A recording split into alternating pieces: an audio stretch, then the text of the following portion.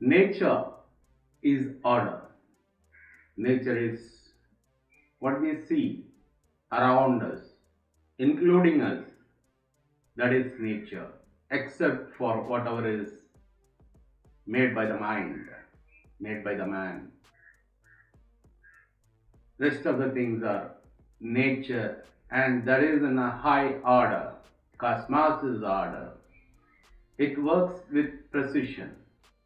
When the human mind interferes, it becomes disorder. Human mind only creates the confusion and chaos.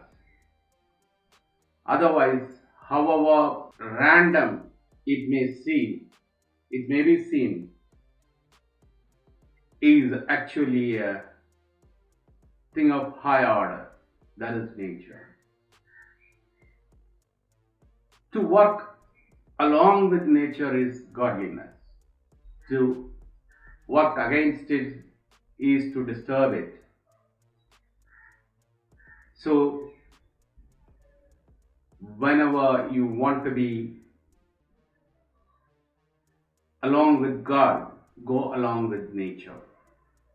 Go against it, you are going against with spirituality.